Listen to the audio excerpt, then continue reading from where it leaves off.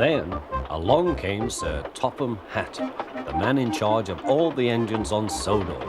They call him the Fat Controller. "We will pull you out," said the Fat Controller, but Henry only blew steam at him. "Because," he said, "my doctor has forbidden me to pull." Then they tried pushing from the other end. The Fat Controller said, "1, 2, 3, push!" But he didn't help. "My doctor has forbidden me to push," he said. They pushed and pushed and pushed, but still Everyone argued with Henry.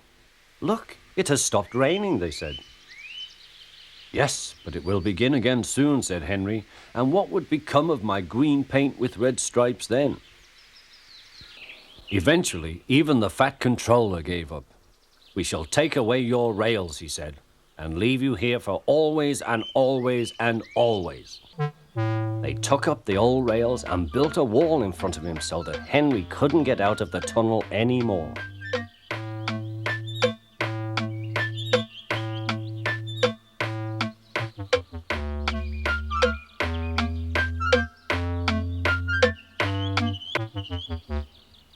Like the Fat Controller, and Gordon was seeing how fast Everyone came to see Gordon. "Huh," said the Fat Controller. "I never liked these big engines. Always going wrong. Send for another engine at once." "Huh," said Gordon. "That's no use." "I told you so," said Gordon. "Why not let Henry try?" "Yes," said the Fat Controller, "I will." "Will you help pull this train, Henry?" he asked. "Oh, yes," said Henry. When Henry had got up steam, he puffed out. He was dirty and covered. "Turntable," said the Fat Controller. Out of the window to wave at Edward and Henry. That his hat blew off into a field where a goat ate it for tea. The Fat Controller came to see what was the matter, and the guard and the station master told him about Henry. "Find another engine," he ordered. "You'll have to do it then, Thomas. Be quick now." There watching him was the Fat Controller. "What are you doing here, Thomas?" he asked.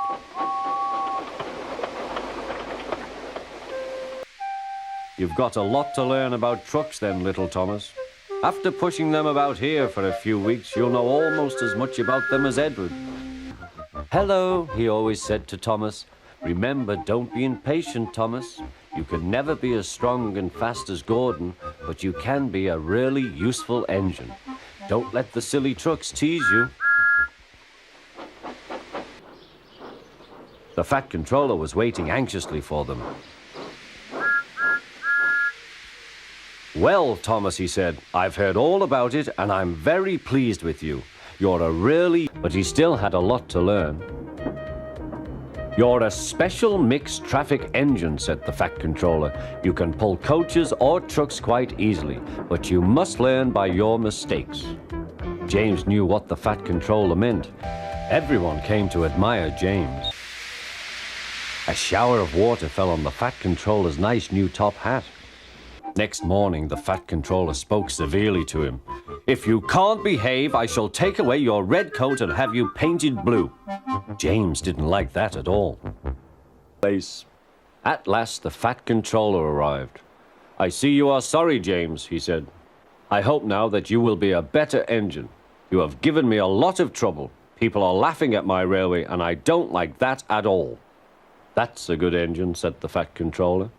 "I want you to pull some trucks for me." James was delighted and puffed away. "Oh dear, what will he say?" he asked himself. But the Fat Controller was smiling. "I was in Edward's train and I saw everything," he said. "You've made the most troublesome trucks on the line behave. After that, you deserve to keep your red coat." The Controller climbed on a trolley and blew the guard's whistle so loudly that they all stopped to look. Then he promised them a new train at once. "Gordon can't do it," he said. "Will you pull it for us, James?" "Yes, sir, I'll do your best, James," said the Fat Controller. He was very impressed. Well done, he said. Would you like to pull the express sometimes? Yes, please, answered James. Arrived. Cheer up, Thomas, they said. We'll soon put you right. The driver told them what had happened. So the feed pipe is blocked, said the inspector. Excuse me, sir. Please look in the tank and tell me what you see. Certainly, Inspector, replied the Fat Controller. He clambered up, looked in, and nearly fell off in surprise. Inspector, he whispered, can you see fish? Gracious goodness me, how did the fish get there, driver? We must have fished them from the river with our bucket, replied Thomas's driver. Well, Thomas, so you and your driver have been fishing, but fish don't suit you. We must get them out. They all took turns at fishing in Thomas's tank, while the Fat Controller looked on and told them how to do it. When they had caught all the fish, they had a lovely picnic supper of fish and chips. That was good, said the Fat Controller. But fish don't suit you, Thomas, so you mustn't do it again. No, sir, I won't, said Thomas sadly. Engines don't go fishing. It's too uncomfortable. Him very much. They had more work to do and had to fetch their own coaches. They didn't like that. But the engines were causing the Fat Controller a great deal of trouble. The Fat Controller sat in his office listening to the noise outside. The station master came in. There's trouble in the shed, sir. Henry is sulking, there's no train, and the passengers are saying this is a bad railway. Indeed, said the Fat Controller, we cannot allow that. Come along, Henry, it's time your train was ready. Oh, indeed, said the Fat Controller, we'll see about that. Engines on my railway do as they are told. And he hurried away to find Edward. The yard has never been the same since Thomas left to run his branch line, he thought sadly. Edward was shunting. Leave those trucks, please, Edward, said the Fat Controller. I want you to push coaches for me in the yard. Thank you, sir, that will be a nice change. That's a good engine, off you go then.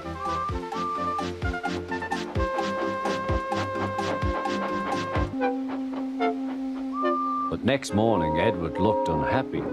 Gordon came clanking past, hissing. Bless me, said the Fat Controller, what a noise. They all hiss me, sir, answered Edward. They say tender engines don't shunt, and last night they said I have black wheels. I haven't, have I, sir? No, Edward, you have nice blue ones, and I'm proud of you. Tender engines do shunt, but all the same, we do need another tank engine here. He went to a workshop, and they showed him all sorts of... It's the one, he thought. If I choose you, will you work hard? Oh, sir, yes, sir. That's a good engine. I'll call you Percy. Yes, sir, thank you, sir, said Percy. And the Fat Controller... Well done, Thomas. You've been quick. Listen, Henry, Gordon, and James are sulking. They say they won't shunt like common tank engines. So I have shut them up, and I want you both to run the line for a while. Common tank engines, indeed, snorted Thomas. We'll show them. And Percy will help too. At last, the Fat Controller arrived. I hope you are sorry, he said, and understand that you are not so important after all. We have a new tank engine called Percy who helps pull coaches, and Thomas and Edward have worked the main line nicely. But I will let you out now if you promise to be... That's right, but please remember that this no shunting nonsense must stop. He then told Percy, Edward, and Thomas that they could go and play on the branch line for a few days. And they ran off happily to find Annie and Clarabelle at the junction. The controller spoke to him too. You're too expensive, Henry. You had lots of new parts and new paint too, but they've done you no good. If we can't make you better, we must get another engine instead of you. This made Henry, his driver, and his fireman very sad. The Fat Controller was waiting when Henry came to the platform. He had taken off his hat and coat and put on overalls. Henry managed to start, but his fireman was not satisfied. Henry is a bad steamer, he said to the Fat Controller. I build up his fire, but it doesn't give him... It's expensive, said the Fat Controller, but Henry must have a fair chance.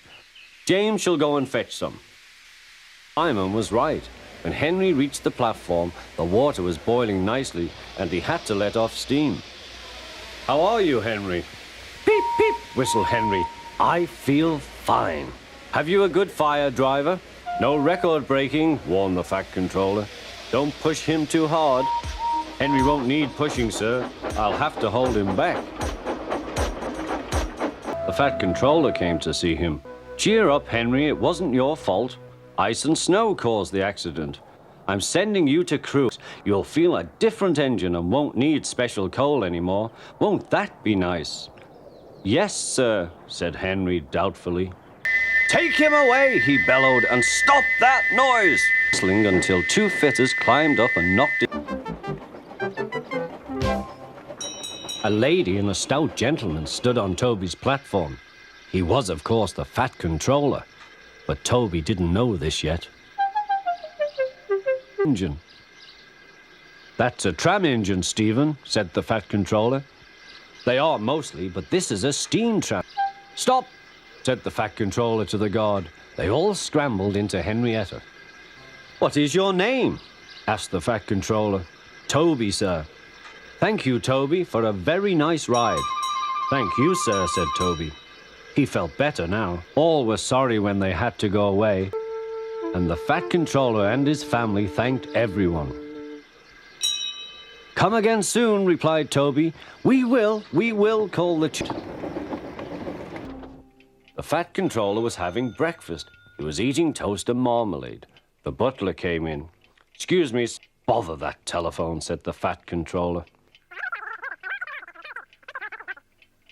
I'm sorry, my dear, he said, with the police, and I must go at once. At the station, Thomas's driver told the Fat Controller what had happened. Dangerous to the public, indeed. We'll see about that. The Fat Controller spoke to the policeman. But however much he argued with him, it was no good. The Fat Controller felt exhausted. I'm sorry, driver, he said. It's no use arguing with policemen. We will have to make those cowcatcher things for Thomas, I suppose. The Fat Controller stirred. Then he laughed. Well done, Thomas. Why didn't I think of it before? We want a tram engine. When I was on my holiday, I met a nice little engine called Toby. He takes trucks from the farms, but the lorries are taking over most of his work, and he needs...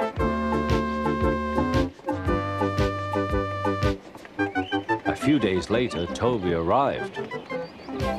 That's a good engine, said the Fat Controller.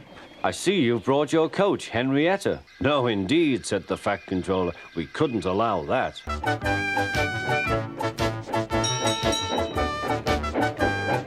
The Fat Controller met them. Well done, Percy and Toby.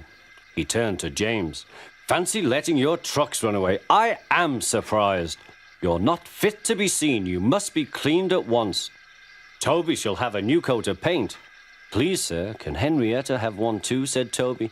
Certainly, Toby. Oh, thank you, sir. She will be pleased. All James could do was watch Toby as he ran off happily with the news.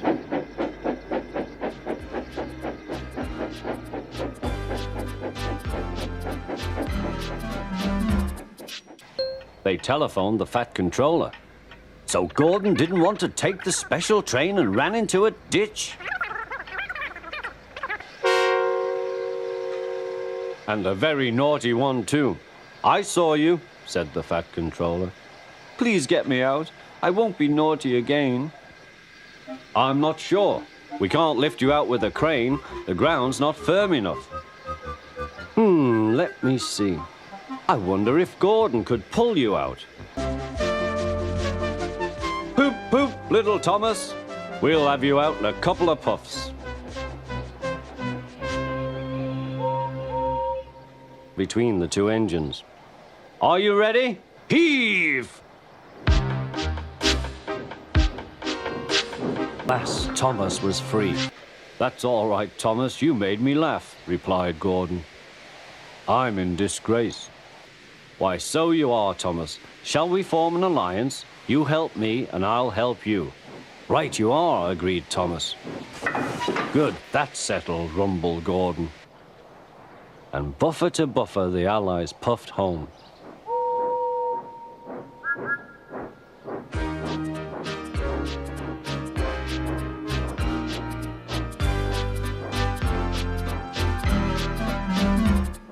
Was getting very excited, and the drivers felt sure that the Fat Controller would agree, as indeed he did.